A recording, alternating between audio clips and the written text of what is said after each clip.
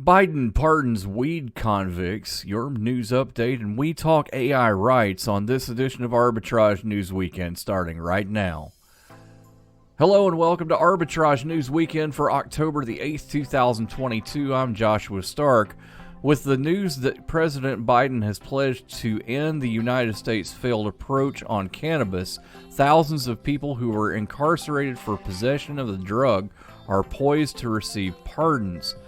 Sending people to jail for possessing marijuana has upended many lives for conduct that is legal in many states, he declared in a series of tweets outlining the new policy, including a promise to reevaluate how cannabis is classified on the federal level.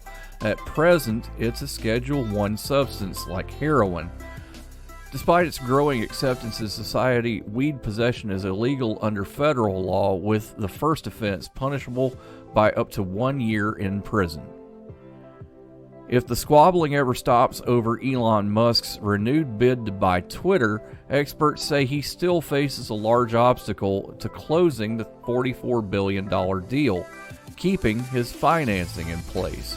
Earlier this week, Musk reversed course and said he would go through with acquiring the social media company under the same terms he agreed to in April. But after months of tweet storms and legal barbs, there are scars and suspicions on both sides. Experts say that behind the scenes, banks could be scrambling to find buyers for the $12 billion in debt from the deal. And Musk is trying to hold together a group of equity investors that is pitching in billions more. The erratic billionaire is on the hook for the rest. The fighting continued Thursday when Musk's attorneys said Twitter is refusing to accept his revived bid to buy the company. A New York City man has been charged with smuggling 3 Burmese pythons in his pants at a U.S.-Canadian border crossing. Calvin Bautista, 36, is accused of bringing the hidden snakes on a bus that crossed into the northern New York on July 15, 2018. Importation of Burmese pythons is regulated by an international treaty and by federal regulations listing them as injurious to human beings. Bautista of Queens was arraigned Thursday in Albany on the federal smuggling charge and released pending trial, according to a news release from the office of U.S. Attorney Carla B. Friedman. The charge carries the potential for a maximum sentence of 20 years in prison and a fine as high as $250,000, according to federal prosecutors. As awareness grows around the world about the problem of food waste, one culprit in particular is drawing scrutiny: best before labels. Manufacturers have used the labels for decades to estimate peak freshness. Unlike used by labels, which are found on perishable goods like meat and dairy, best before labels have nothing to do with safety and may encourage consumers to throw away food that's perfectly fine to eat. They read these dates and then they assume that it's bad and that they can't eat it, and then they toss it, when those dates don't actually mean that they're not edible or they're still nutritious or tasty, said Patty Apple, a manager at Food Shift, an Alameda, California nonprofit that collects and uses expired or imperfect foods. Royce is next with news and more on Arbitrage Weekend. Stick around, it's going to be fun. It's Thursday night and you're grabbing drinks with some friends. Started off with a pitcher for the table, which quickly becomes 2. There's pool. And there's the photo booth. All right, everybody squeeze in. Say cheese! Followed naturally by an order of wings. And another. Can we get some extra ranch sauce?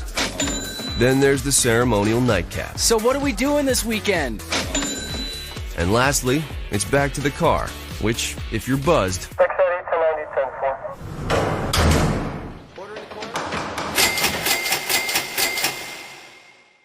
could be the most expensive night of your life. Getting pulled over for buzz driving could cost you around $10,000 in fines, legal fees, and increased insurance rates. Nothing kills a buzz like getting pulled over for buzz driving, because buzz driving is drunk driving. Brought to you by the National Highway Traffic Safety Administration and the Ad Council. This week's ARBITRAGETrade.com blog includes robots can't hold patents, Optimus not ready for prime time, and we talk about AI rights. All this and more in this week's Arbitrage blog, available now at ARBITRAGETrade.com. Now let's go to the President and Chief Executive Robotics Officer of Arbitrage, Mr. Royce Wells, for more. Royce, when is the last time you filed a patent? I think I know that. Yes, you do. I sure do. And no, we can't discuss it. So, robots, they are kind of one of those things that's prevalent right now. We're doing kind of a robotics themed show this week. The rise of prime. The not so rise of prime, but we'll talk about that later. Robots, harming robots and harming human beings in the fact that AI is becoming prevalent. Yep, they get smarter as we get older. Yeah. So we've talked about AI art. We've talked about how AIs can generate a work of art that win competitions. They can do it in a work in less than 10 minutes that would take a human artist weeks. How is that not harmful? It's not. I mean, hey, it catapults us into new technology and new adventures, right? So let the machine have the patent. That's where I stand. Well, let's talk about this, okay? So creations made by AIs cannot be patented. That's right. They cannot be a patent inventor, at least in the U.S. and most other countries. So far, South Africa has granted patents to an AI. Well, one specific one generated by an inventor named Stephen Thaler. His AI has invented something called the device for the autonomous bootstrapping of unified sentience. Wow. The bus. You got hit by the bus. And has been denied patents in almost every country it's filed for them on behalf of his AI. He argues that the inventions of the machine should be attributed to the machine and not to him, because he didn't partake in the development of the invention. Now, if I said, Royce, I want to patent something you invented, but I also want to be attributed on the patent and get royalties thereof, how would that make you feel? Well, it depends. You've been with me for about 10 years. I might do it. 10 years? Dude, I've been with you for 16. Yeah, but Arbitrage's only been here for 10. That's true. So we're about to turn 10 years old, so woohoo. Ooh, 10th anniversary. We'll have to do something for that. Absolutely. But right now we're talking about whether AIs should have rights to patents. The U.S. Patent Office says no. Never without my permission. No. The thing is that Did you catch that movie reference? I got you. Okay, sorry about that. So we're following this at Arbitrage, and our intrepid reporter Ari has submitted some really thought-provoking things on AI lately. I'm looking forward to more, but we'll talk about that, and we'll talk about more after this. Hi, we're the Goo Goo Dolls. We're fortunate that we can give our daughters everything they need to grow and learn, but not every child can focus on classes and play dates. Nearly 13 million kids in the U.S. face hunger. That's 1 in 6. School lunch might be their only meal each day, and it's heartbreaking to imagine any child going to bed hungry. We're dreaming of a perfect day when kids can smile, play, and just be kids without worrying about where their next meal will come from. Feeding America is working to make that perfect day a reality. Each year, the Feeding America network of food banks rescues billions of pounds of good food that would have gone to waste. That food is given to families and children in need. Being a kid should be about doing things that make an ordinary day extraordinary. Learning to play an instrument, building a sandcastle, hosting tea parties. Hunger should never be an obstacle to growing up. You can help end childhood hunger in your community by visiting feedingamerica.org. Brought to you by Feeding America and the Ad Council. Poker fans believe they may have spotted the moment a professional player allegedly used a vibrating ring to cheat in a high-stakes table match. Robbie Jade Law, a glamorous newcomer to the sport, stunned the poker world on Thursday at the Hustler Casino live game, going all in with the jack high to win the $269,000 pot. Her flabbergasted rival, Garrett Adelstein, a top player in live-streamed No Limit Hold'em, openly accused her of cheating by using a device hidden that simply vibrates to indicate you have the best hand. Such a scheme would require a confederate monitoring the live broadcast of the game, which reveals each player's hole cards, which are not visible to the others on the table. Lou has vehemently denied cheating. Now eagle-eyed fans believe that they have spotted a key clue in the emerging scandal in the moments after Lou revealed her winning cards. As the hole cards were revealed, the light banner at the table suddenly stopped, and Adelstein stared silently at Lou for upwards of a minute, with one commentator noting, "It's literally the most disturbed look I've seen Garrett give." Lou, growing visibly uncomfortable, began to fiddle with the rings on her right hand, including a distinctive round red one on her middle finger. Seconds after she placed her hand below the table, the ring's large setting was no longer visible after she either rotated it or slipped it off. Why unnaturally slip your hand down on the table, nervously clear your throat, and then take the red ring off your right middle finger and place it elsewhere, wrote Twitter user Wig the Tig. The fan added 100% a signaling device, excessive amounts of other jewelry to blend it in, took one piece off when the heat was on you. During the hand, Lou was holding offsuit Jack 4 in the hole, while Adelstein had the 7 and 8 of clubs. The flop came out 10 of hearts, 10 of clubs, 9 of clubs, meaning Adelstein needed any club, jack or 6, to achieve a flush or straight for a near certain win. At this point, Lou called Adelstein's $2,500 bet, and the turn brought a 3 of hearts, which was no help to either player. Adelstein initially bet $10,000, which Lou saw and raised to $20,000. Adelstein then went all in for $129,000.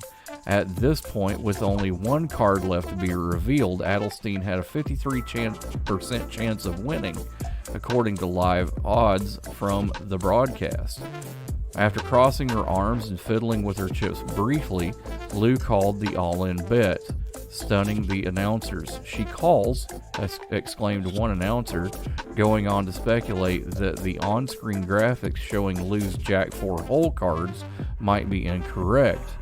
The river card came up Ace of Spades, again helping neither player.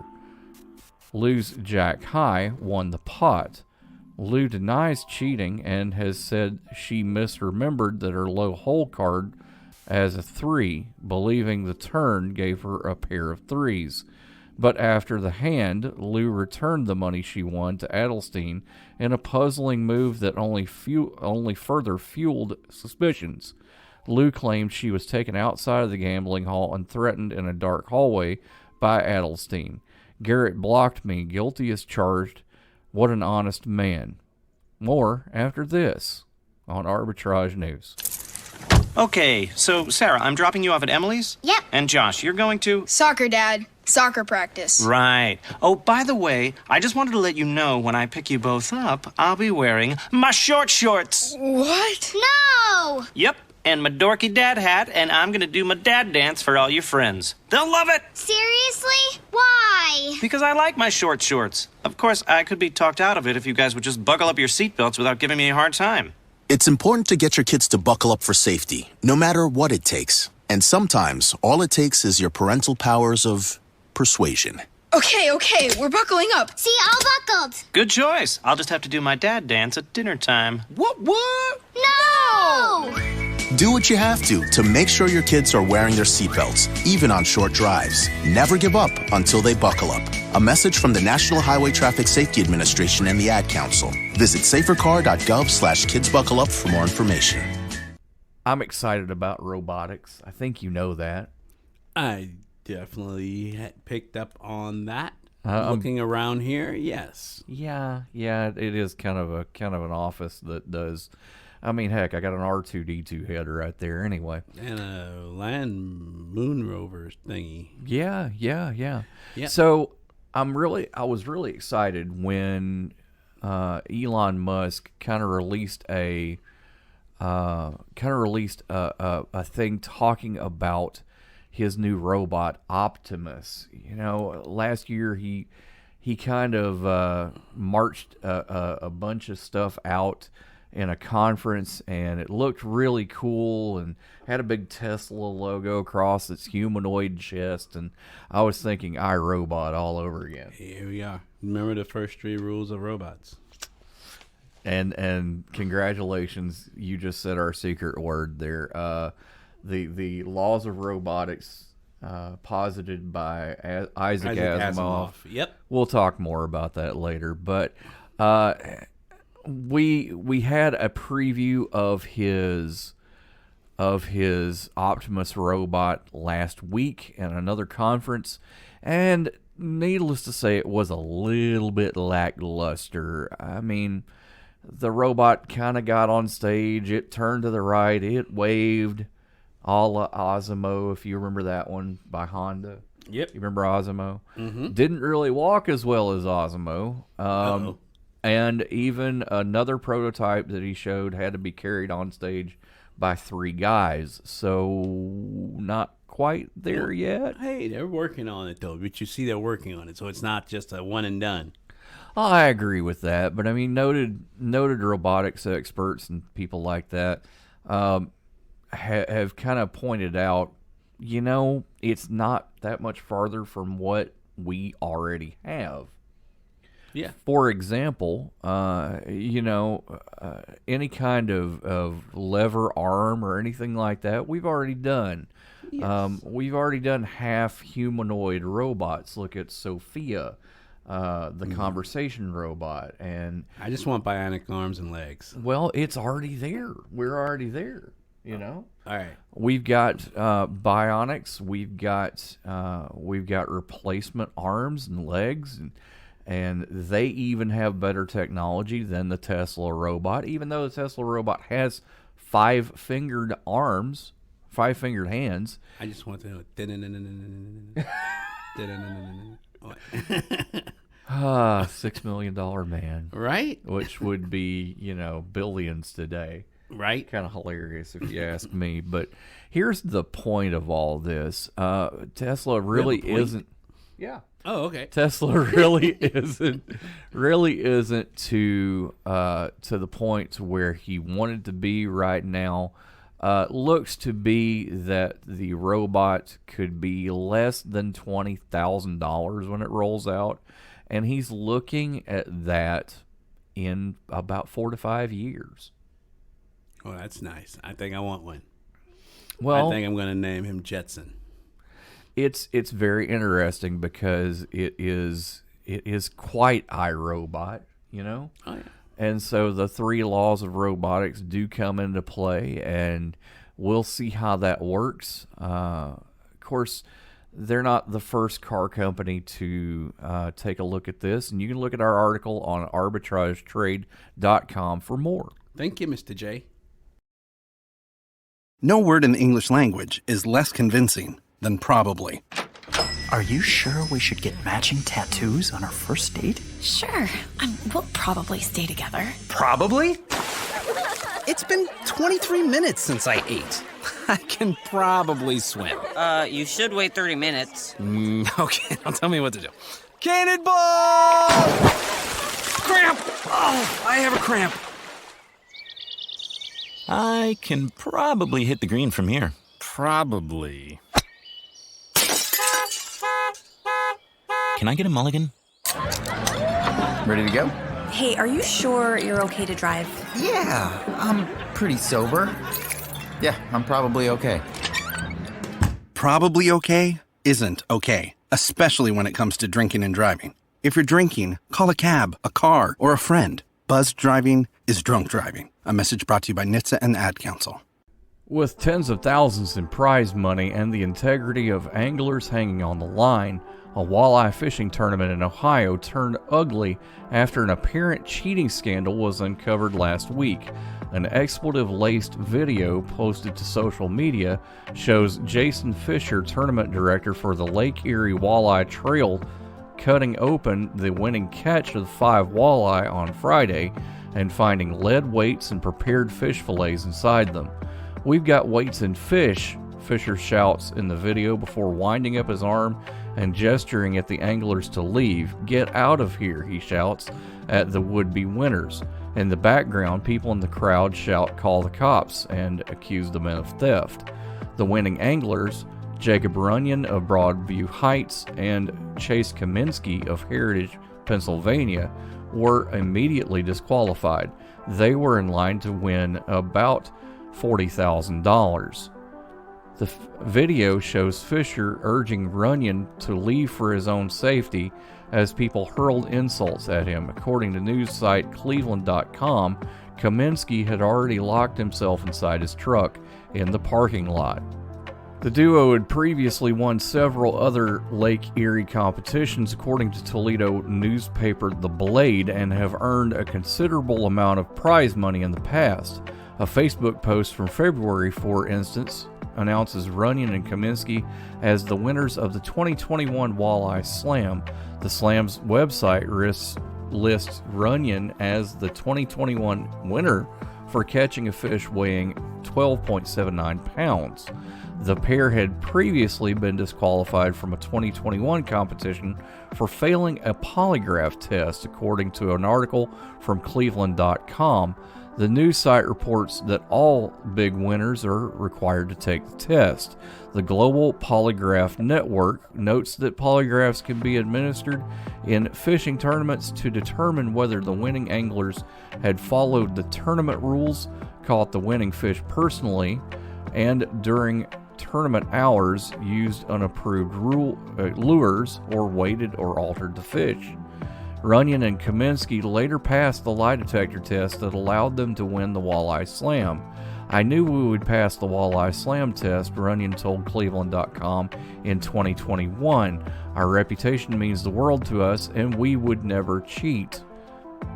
In a video statement posted to Facebook Monday, an emotional Fisher called the apparent cheating one of the most disgusting, dishonest acts that the fishing world has ever seen. "There's always been stories about dishonesty in competition, but I personally have never seen anything quite like this, in competitive fishing, that is," Fisher said. "The individuals involved here appear to have put greed and ego in front of anything else, forever tainting our sport."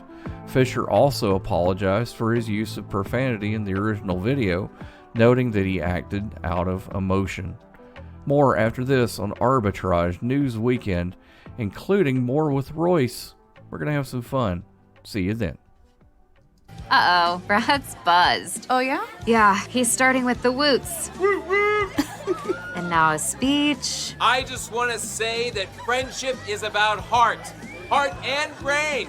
Who's with me?" Good thing is, he knows when he's buzzed. And my brain is saying, when it's time to go home, somebody call me a ride. Love that guy. Me too. Know your buzzed warning signs? Call for a ride when it's time to go home. Buzz driving is drunk driving. A message from NHTSA and the Ad Council. Why was the basketball court all wet? Because the players kept dribbling on it. The dad joke. Corny, groan-worthy, but also one of the simplest ways to share a moment with your kids. What did the buffalo say when he dropped his son off for school? Bye, son. So take a moment to make your kid laugh, because dad jokes rule. Make your kid laugh today. Go to fatherhood.gov. Brought to you by the U.S. Department of Health and Human Services and the Ad Council. Adopt US Kids presents What to Expect When You're Expecting a Teenager. Learning the lingo. Jelly. Jelly adjective. Jelly is a shorter, better way to say jealous, as in Chloe, I am like so jelly of your unicorn phone case. You don't have to speak teen to be a perfect parent. Thousands of teens in foster care will love you just the same. Visit adoptuskids.org, brought to you by the U.S. Department of Health and Human Services, Adopt U.S. Kids, and the Ad Council. Royce, the White House came out with something called the Blueprint for an AI Bill of Rights last Tuesday. Basically, it's talking about how AI has fueled the world, and it's aimed at averting harms caused by the rise of artificial intelligence systems, things like how to protect people's personal data and limit surveillance. Sounds kind of great, doesn't it? Yeah, it kind of rocks. Well, here's the thing, right? It's very far-reaching, and it's kind of vague. Well, he's just a bill on Capitol Hill. Schoolhouse Rock. Look it up, kids. Yeah. Right? So, yeah. I'm like, hey, it's a bill. They're trying to give it a Bill of Rights. I'm just a bill. Hey, AI, why not? Thank you so much for putting that in my head. And so he'll pray that he will, but today he's still just a bill. So trying to safeguard digital and civil rights in this AI world. So AI has rights now? Well, not necessarily the AIs, but the people who are being controlled by the AI or being surveilled by the AI. Comply. Yeah, Skynet. I was actually doing 6 of 9, but hey. 6 in one hand, 9 in another. If she says comply, I'm complying. That's so it. The resistance is futile. Right? All right, let's steer this thing back in a non-Star Trek direction. Nanu. There is a white paper out there. It's called. It's basically put out by the Office of Science and Technology Policy from the White House. And basically, it represents a major advancement in the agenda to hold technology companies accountable, and I think that's what the crux of this is. Ooh, so are we going to have a corporate Congress? Well, we've got so much going on in the world of litigation and in the world of holding things like social media accountable. Yep. They're making their own money. They're making their own ecosystem. They're making their own followers. Well, you're aware of what's going on in the Supreme Court right now. They're hearing a case against Facebook, Instagram, and Twitter having to deal with social media terrorism. Oh, wow. How does that work? They're arguing that the social media giants allowed social media terrorism to go on because they didn't have the checks in place to keep it off of the internet, basically. Oh, wow. Okay. And so they're indicting them on these cases that have cost human lives. Oh. Yeah. Yeah. Okay. Snap. Yes, we definitely need to hold them accountable. So there is really a call for this, and it's interesting to see how this is going to go because the White House has put forth some core principles that kind of mirror the 3 laws of robotics that we talked about earlier. Right? Asimov's 3 laws of robotics. People. Cannot harm people unless that harm. Goodness, we're going to go into that? Yeah, absolutely. Read more about it on arbitragetrade.com. For now, we're going to say goodbye because it is the weekend and we want to do weekend stuff just like you do. Up, down, left, right, starts like start. Happy weekend. Arbitrage Trade Analytics, LLC, is a privately held market research company. Arbitrage Trade Analytics, LLC, is solely responsible for the preparation and distribution of the content of this podcast. The opinions offered in this podcast are for informational purposes only and are not intended to be investment advice. Seek a duly licensed professional for investment advice. For more information about the informational research and services offered by Arbitrage Trade Analytics, LLC, please visit arbitrage